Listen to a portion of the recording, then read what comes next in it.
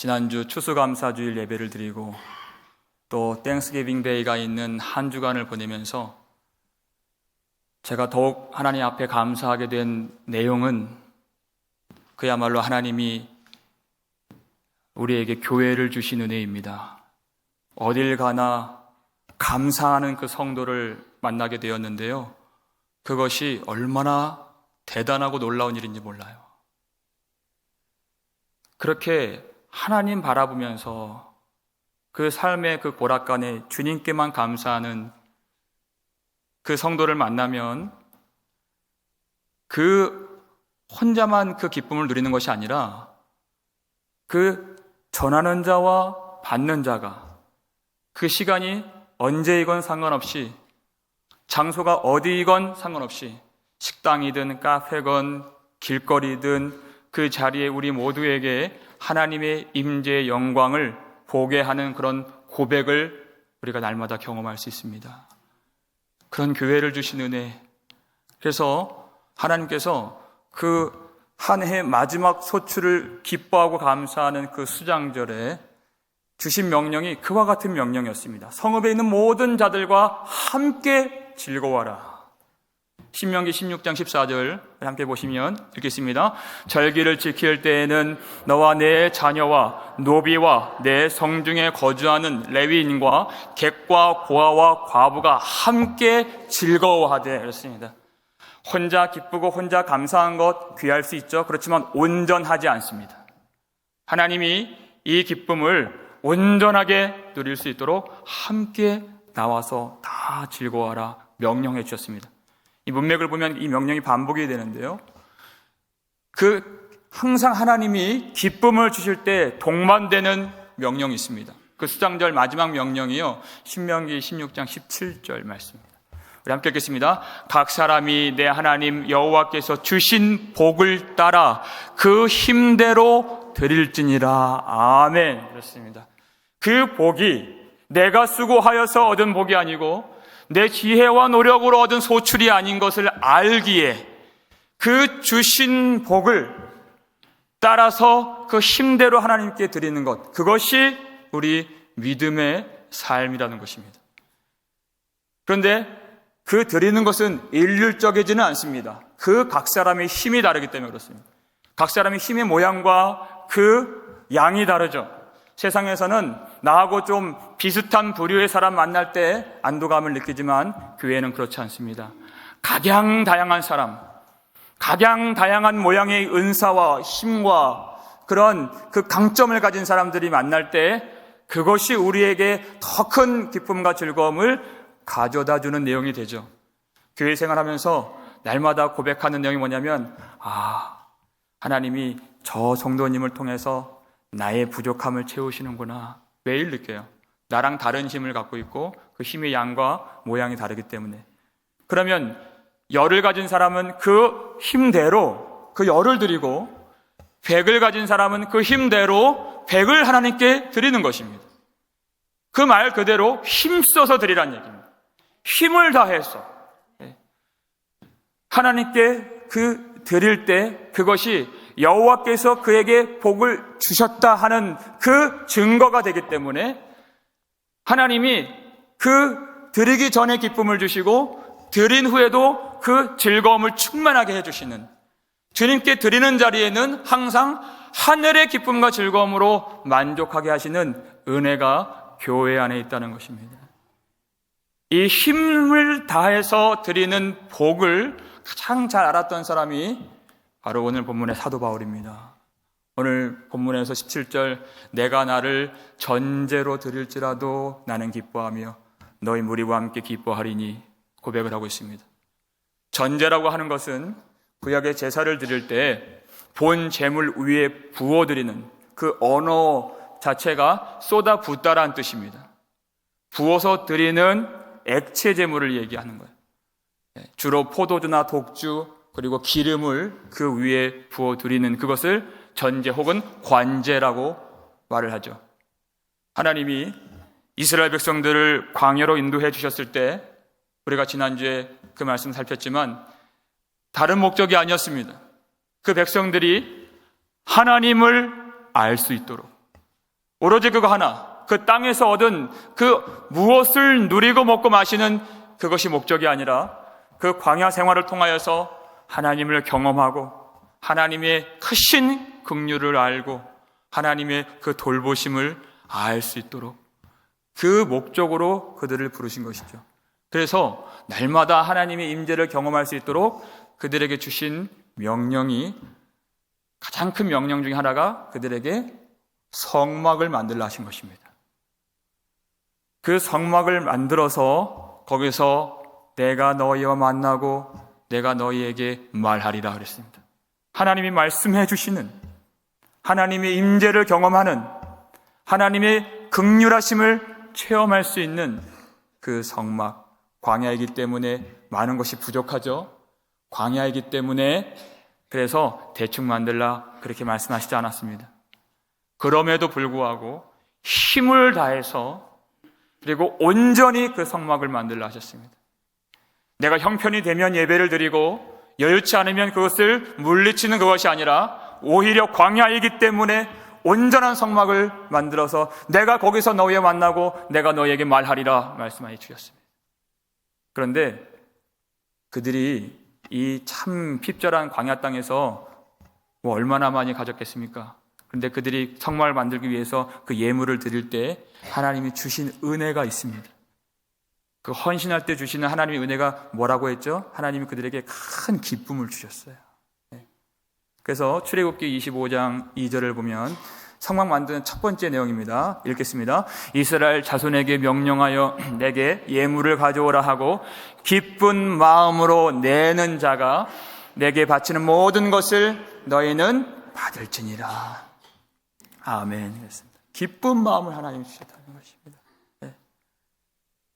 그 애굽에서 가까운 그 은과 금과 녹과 홍색실, 그 자색실, 고운 배실, 그 해달 가죽, 숫양 가죽, 조각목, 그 향품, 기름, 향료, 보석, 그것들로 그 에봇을 만들고 그 성막을 만들라 하셨는데, 그것이 애굽에 있을 때는 사람의 쾌락을 위해서 쓰임받았던 그런 재료들이었지만 광야에서 하나님께 바쳐지는 그 순간 하나님께 영광을 돌리고 그 백성들의 영혼을 구원하는 그 거룩한 성물로서 쓰임받게 되는 것입니다.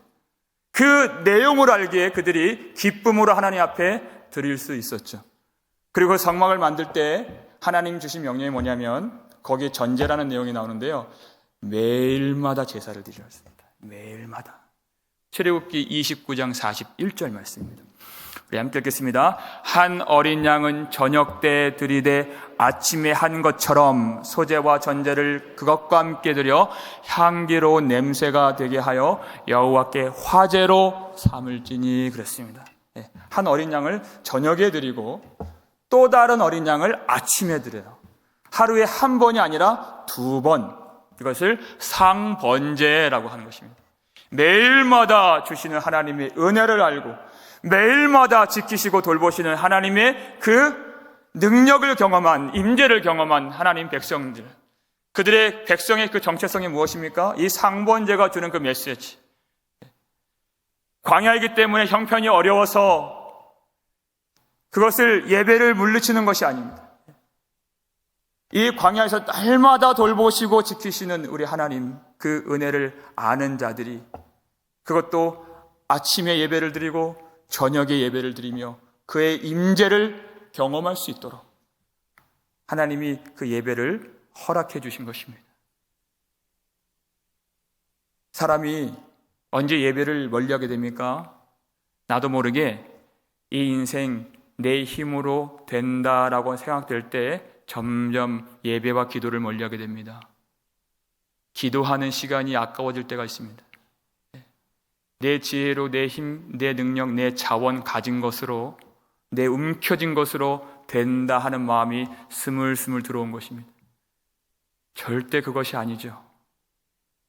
여호와께서 집을 세우지 아니하시면 세우는 자의 수고가 헛되며 그랬습니다. 여호와께서 성을 지키지 아니하시면 파수꾼의 깨어 있음이 허사로다 그랬습니다. 여호와가 집을 세워 주셔야 집이 세워지는 것이고 여호와께서 성을 지켜주셔야 지켜지는 것입니다. 그것을 믿음으로 고백하는 자들. 아침에도 그렇습니다. 주님, 오늘 하루 살 때 하나님의 은혜를 경험하게 해 주옵소서. 그렇게 시작한 하루 마치는 그 저녁에 하나님 감사합니다. 오늘 하루 하나님 은혜로 살 수 있도록 지켜주셔서 감사를 드립니다. 주님 영광을 받으소서. 그렇게 상번제를 드리면서 그 광야 땅에서 지켜주신 하나님께 예배할 수 있도록 해주셨는데, 그때 그들의 그 예배를 명령해 주셨을 때 특별히 한글 개역 성경을 보니까 화제로 삼을지며 그랬습니다. 다른 어떤 번역보다도 정확하게 그 원어를 해석을 했습니다. 화제로 삼을지며. 화제는 무엇입니까? 그 본 제물과 소제와 전제. 소제라고 하는 것은 곡물 제사, 제물을 말하는 것이죠. 밀가루와 같은. 그 전제는 그렇게 부어서 드리는 포도주와 독주, 말씀드렸던 그 기름을 이야기하는 것입니다. 그리고 그 제물과 함께 그걸 태워버리는 것이죠. 예. 여러분, 태워버리면 연기가 나겠죠. 태워버리면 그것은 인간이 봤을 땐 그것은 허무해지는 것이고 쓸모 없어지는 것입니다. 그것은 사라지는 것입니다. 여러분, 예배라고 하는 것, 제물이 불에 타지 않는 그 상태로 남았다고 했을 때 그 하나님께 드려진 그 제물은 인간에게 제물, 곧 돈이 되고 물질적 가치로 남는 것입니다. 그 제물을 내가 먹을 수도 있고 내가 그걸 다른 것으로 바꿀 수도 있고 팔 수도 있는, 하지만 그 매일마다 드리는 그 상번제는 불로 다 태워서 드리라고 했습니다. 그것이 향기로운 냄새가 된다고 했습니다. 사람이 봤을 때는 그것을 내가 사용할 수도 없는, 쓸모 없어지고 가치 없어지도록 연기만 나죠. 마치 세상 사람들이 지금 우리가 지금 예배드리고 있는 모습을 본다면 뭐라고 말하겠습니까? 정말 한심하다. 정말 쓸데없다. 정말 유익 없다. 정말 어리석다. 이 시간에. 그런데요, 그 마음을 이해할 수 있는 것이 우리가 그랬잖아요. 그렇게 주님을 섬기고 예배하는 사람 누구 보면, 가족 중에 누구라도 있으면 정말 쓸데없다. 인생 낭비, 돈 낭비, 시간 낭비, 힘 낭비, 참 어리석다. 그렇게 우리가 말을 하고 다녔습니다. 그 날도 그렇게 말하고 세상 무엇인가를 잡으려고 그렇게 나아갔던 길에서 주님이 우리를 만나주신 것이죠.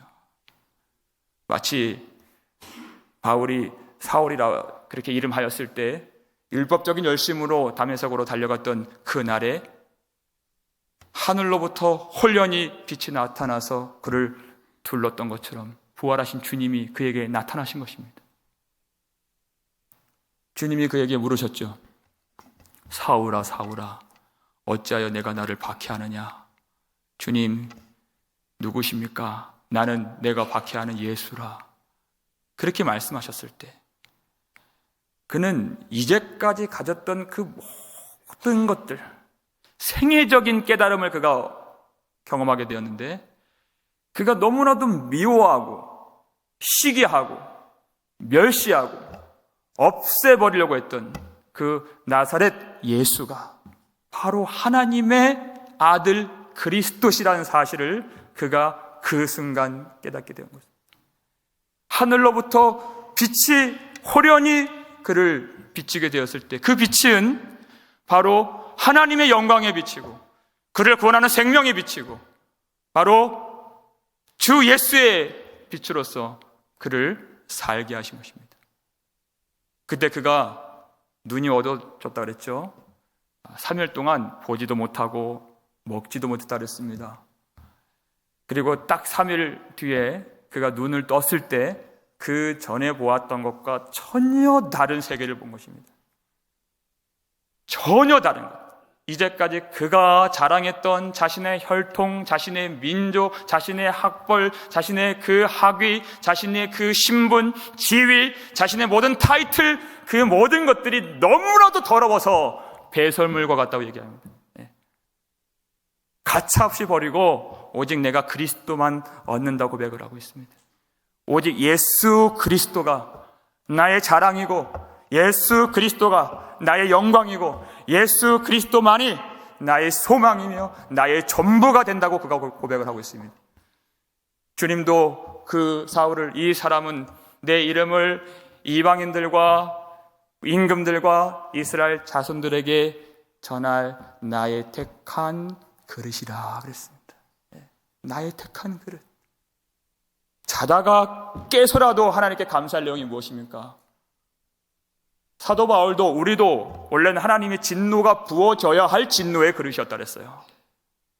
그런데 그 그릇을 진노로 채우지 않으시고 하나님이 한량없는 은혜, 그렇게 교회를 잔멸하려고 쫓아다녔던 바울을 용서해 주시고 그 안에 은혜를 부어주셔서 어디를 가든지 그 은혜만 나올 수 있도록 그렇게 그 긍휼하심을 그에게 부어주셨죠. 그 부활하신 주님을 경험하고 그가 주님을 내가 섬길 때, 그리고 주의 이름을 전하고 주의 빛을 선포할 때 나의 생명조차도 조금이라도 귀한 것으로 여기지 아니하노라 그랬습니다. 믿음의 눈이 열리니까요, 그 귀한 그 자신의 혈통 자랑, 그 가말리엘 그 문화에서 배웠던 모든 타이틀, 그리고 심지어 가장 귀하게 여겼던 나의 생명을 조금도 귀한 것으로 여기지 아니하노라. 그래서 오늘 고백이 내가 나를 전제로 드릴지라도 이렇게 얘기한 것입니다. 전제는 어떤 것을 내가 남겨두고 붓는 것이 아니라 전체를 다 부어서 드리는 제사인 것입니다. 한 방울도 남지 않도록 내 모든 것을 다 주님께 그 제단 위에 쏟아서 부어서 드리는 제사를 말하는 것입니다. 그 안에는 자신의 모든 것, 곧 생명이 들어가 있는 것이죠. 전제라는 그 단어를 쓸 때 사도 바울은 항상 자신의 생명과 그 죽음을 염두하고 이 말을 했죠. 디모데후서 4장 6절입니다.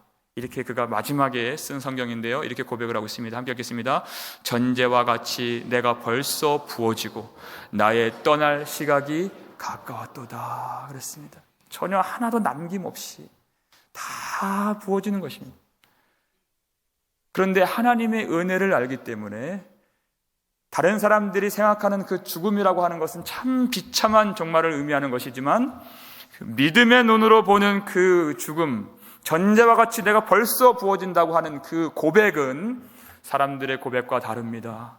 사도 바울은 그렇게 말한 적이 있죠. 고린도후서 5장 1절에서 그 약속의 땅을 바로 앞에 둔 그 백성들이, 그 장막에 살던 그 백성들, 밤에는 춥고 낮에는 덥고 바람 불면 흔들리는 그 텐트가 아닌 그 텐트를 이제 거두어서 하나님이 우리에게 허락해 주신 그 약속의 땅에 들어가는 것처럼 죽음은 이 텐트를 걷어내는 것입니다. 나그네가 이제 사랑하는 가족들 품에 안기는 본향으로 들어가는 것처럼 죽음은 그렇게 영광스럽고 기쁨이 넘치는 것입니다. 그 고백으로 이 전제와 같이 자기가 부어진다고 말을 하는 것입니다. 빌립보 교회 편지를 쓸 당시에도 감옥에 있었죠. 그가 풀려날지 못할지 모르는 상황에서 그 하나님의 나라와 교회를 생각할 때 내가 순교의 피를 흘릴지라도 나는 기뻐합니다. 그리고 여러분들과 함께 나는 기뻐할 수 있습니다. 그리고 여러분도 기뻐하길 원합니다. 라고 그렇게 독려하고 있는 것입니다. 근데 그의 그 순교의 그 죽음을 전제라고 얘기했습니다. 전제는 홀로 드리는 제사가 아닙니다. 전제는 반드시 본 제물이 있어야 됩니다. 그래서 아무리 숭고한 믿음을 갖고 순교자적인 어떤 희생을 갖는다 할지라도 그는 홀로 드려줄 수가 없는 것입니다. 그 고백을 하고 있는 것입니다. 내가 하나님 앞에 갑니다. 나의 모든 헌신을 하나님 아십니다. 그렇게 말한 것이 아니라 그가 전제로서 같이 드려지는 교회가 있어서 나는 기뻐하고, 그리고 여러분도 나와 함께 기뻐하길 원합니다라고 얘기하는 것입니다. 나 혼자 드려져서 내가 기쁘고 내가 구원받고 내가 천국 가는 것이 아니라 그 교회가 있어서, 나의 자랑의 면류관인 교회가 있어서, 사도 바울은 그 교회가 어떤 가치를 가지고 어떤 의미를 갖고 있는가 정확하게 알고 있는 바울이었죠. 하나님이 상번제를 드리라 했을 때 그 소제와 전제를 어디 위에 부었습니까? 한 어린 양 위에 그 전제를 부었습니다. 바로 이 교회가 우리의 모든 죄를 대속하시기 위하여서 십자가에서 피 흘려 죽으신, 세상 죄를 지고 가신 어린 양 예수 그리스도, 그 주님의 피로 사신 교회요. 그렇기 때문에 주님의 몸이 된 교회라는 사실을 그가 알고, 구약 제사에서는 어린 양이 있어야 할 그 자리에, 성령의 시대, 이 신약의 시대에서는 그 자리에 주의 피로 사신 그 교회가 있고, 그 위에 자신의 순교의 피를 뿌려서 그 제물과 그 전제가 하나로 연합되어서 하나님께 향기로운 제사로 드려지길 원했다는 것입니다. 그것이 바로 하나님 받으실 온전한 제사, 기뻐하실 만한 제사라고 하는 것입니다. 그런데 그 교회가 제물되었을 때 어떤 교회의 모습입니까? 너희의 믿음의 제물과 섬김 위에 라고 말하고 있어요. 그들도 바울처럼 믿음으로 눈이 열린 사람들인 것입니다. 믿음을 가지면 전혀 모든 것이 달라 보이게 되는 것이죠. 전혀 다른 소망, 다른 사랑, 그리고 다른 섬김, 이제까지 살아왔던 그 자신의 그 가치였던 모습은 그저 내가 힘들질 않고 내가 고통 없이 사는 것이 모든 사람들의 목적이었습니다. 근데 믿음의 눈이 열리면 그렇지 않습니다. 그 내가 악하다고 생각하는 가난과 질병과 고통과 상실과 상처, 그 모든 것도 하나님이 선으로 바꿔주신다는 사실을 그가 알기에 예배할 수 있는 것입니다. 야곱이 죽었을 때 요셉이 다시 한번 두려워서 형제들이 요셉 앞에 엎드리죠. 그랬더니 요셉이 당신들은 나를 해하려 하였으나 하나님이 그것을 무엇으로 바꿨습니까? 그렇죠. 선으로 바꾸사 오늘날 같이 많은 생명을 구원하려 하시게 하셨나니 그랬습니다. 그 모든 아픔들을 하나님이 선으로 바꾸셨다는 그 믿음의 눈이 요셉에게는 있었다는 것입니다. 그와 같은 믿음이 빌립보 교회 안에 있어서 사도 바울이 자신이 죽는다 할지라도 기뻐한다는 것입니다. 그것이 없으면 그의 죽음도 헛되고 다름질도 헛되고 수호도 헛되다고 말하고 있었잖아요. 그런데 그 믿음이 있었기 때문에 내가 그래도 기뻐하고 내가 순교의 피를 흘리는 것이 영광이며 너희가 나의 자랑의 면류관이 됩니다 라고 이렇게 말하고 있는 것입니다. 그들은 어떻게 그 어려운 일들을 선으로 바꾸시는 하나님의 은혜를 알았을까요? 많은 이야기들 중에서 대표적으로 예루살렘 교회가 큰 기근이 와서 어려움이 있을 때 그 마게도니아 교회 중에 하나인 빌립보 교회가 그 교회를 공개하고 섬겼던 일을 바울이 참 기뻐했습니다. 그래서 고린도 교회에 그렇게 말했던 내용이 있죠. 고린도후서 8장 2절을 보면 바로 빌립보 교회가 이렇게 했다는 내용입니다. 함께 읽겠습니다. 환난의 많은 시련 가운데서 그들의 넘치는 기쁨과 극심한 가난이 그들의 풍성한 연보를 넘치도록 하게 하였느니라. 아멘. 그랬습니다. 환난의 많은 시련 가운데 있었습니다. 그 교회는. 여러분, 초대교회가 태동할 때 얼마나 많은 어려움이 있었습니까? 로마 황제의 그 권력의 핍박을 받고 모든 우상 숭배자들과 세속주의와 그 방탕한 세상과 그 유대주의와 율법주의의 모든 도전과 위협 속에서 교회는 순전한 믿음을 지키기 위하여서 목숨을 버렸던 교회였습니다. 그런 환난의 많은 시련 가운데서 그럼에도 불구하고 그들에게는 넘치는 기쁨이 있었고 그리고 그들의 형편도 극심한 가난이었다는 것이에요. 그런데 너무나도 상식적이지 않게, 합리적이지 않게 내가 부유해야 누군가를 도울 수 있다고 사람들은 상식적으로 일반적으로 생각을 하지만 오히려 그들이 풍성한 구제 헌금으로 예루살렘 그 기근을 도왔던 그 근거가 무엇입니까? 첫째, 그들에게 극심한 가난이 그렇게 하게 만들었다는 것입니다. 이해할 수 없는 일들이 믿음 안에서 벌어진다는 것입니다. 극심한 가난. 왜냐하면 그 사람이 악하다고 생각하는 그 가난도 하나님이 선으로 바꾸시고,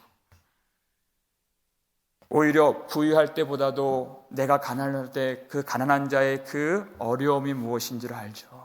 얼마나 고통하고 있을까. 한편 나도 지금 하나님의 은혜가 오늘도 필요한, 하나님의 의와 하나님의 생명이 오늘도 필요하고, 그 의에 줄이고 목마른 그 심령이 내 안에 있을 때 그 가난한 자가 얼마나 어려운지 그 눈물을 이해할 수 있게 되는 것입니다.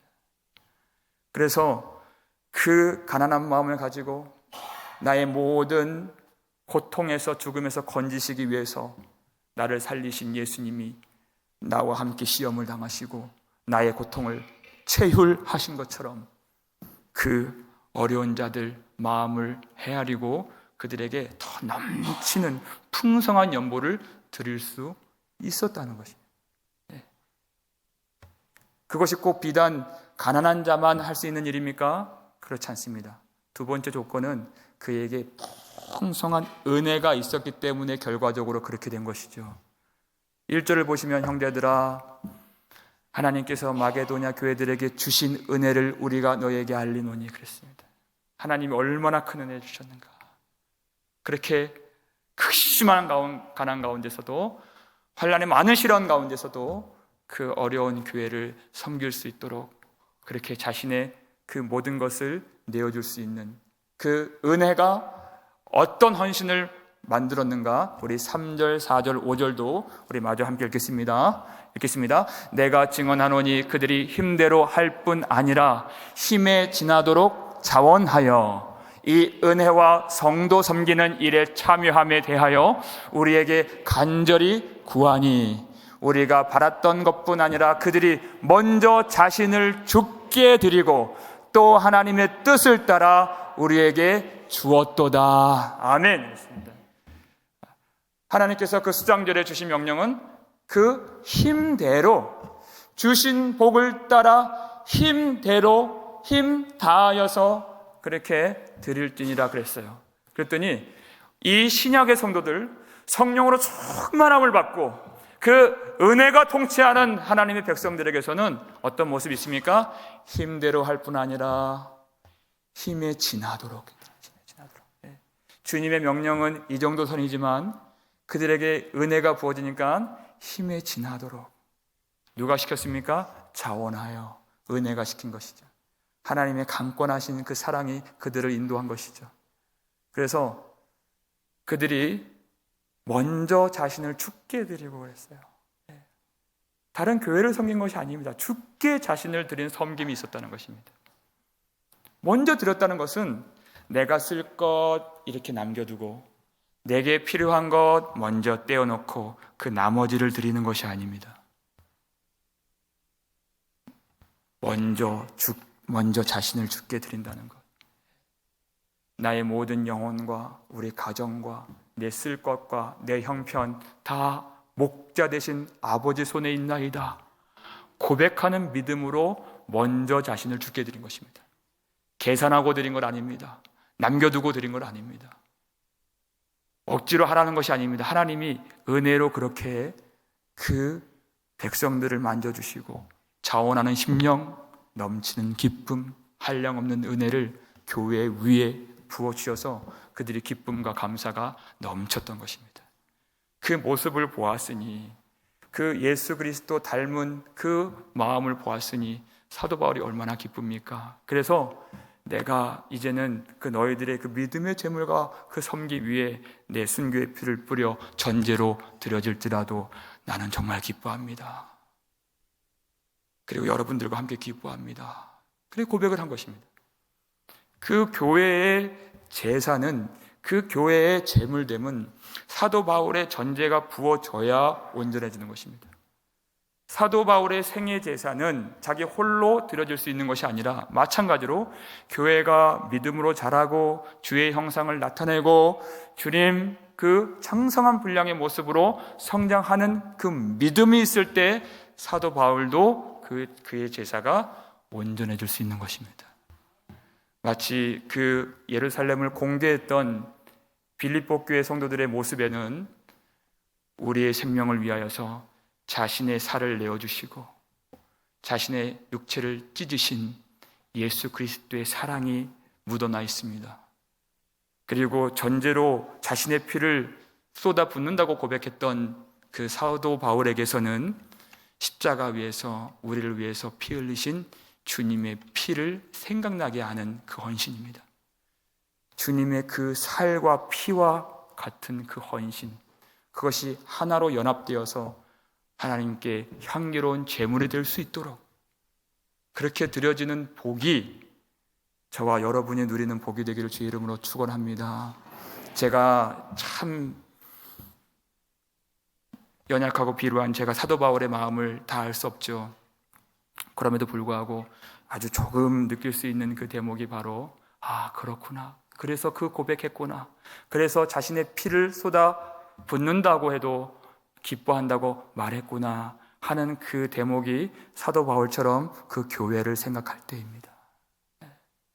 환난의 많은 시련 가운데에서 그럼에도 불구하고 넘치는 기쁨을 가진 성도들, 자신도 극심한 가난이 있지만 그 가난한 성도와 그 어려움 당한 성도를 위하여 기도하고 그렇게 섬기길 원하는 성도, 자신도 소중한 사람들을 잃어본 경험이 있고 자신도 그 참 어둠 가운데 슬퍼했던 그 상처의 기억들이 있고 자신도 질병으로 고통하는 그 아픔과 눈물이 있기에 지금 아파하고 사랑하는 사람을 잃고 또 가난으로 궁핍하며 그 어둠 가운데 상처로 짓눌려 있는 성도들을 봤을 때 그냥 지나치는 법이 없습니다.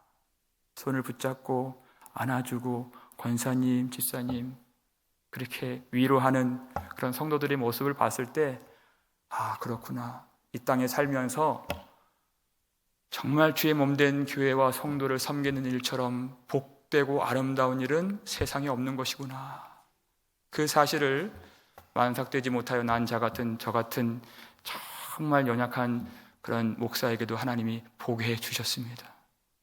어떨 때는 내게 불필요한 것처럼 느껴졌던 그 나의 상처, 그리고 나의 수치, 나의 모든 과거, 나의 고통의 그런 세월들 전제로 부어질 때는 어떤 것을 남겨두고 붓는 것이 아니라 다 부어드리는 것처럼 하나님은 그것까지 선으로 바꾸셔서 그 교회 위에 부어졌을 때 그것으로 하나님이 교회를 위로해 주시고 그것으로 교회가 온전하게 주님께 드려질 수 있도록 믿음을 세워 가시고 그것으로 함께 눈물을 흘리게 하시고 함께 주님의 영광과 은혜를 간구하게 하시는 그 귀한 전제로서 우리의 삶을 하나님 앞에 부어드릴 때 이 교회가 믿음으로 세워지기를 주의 이름으로 축복합니다.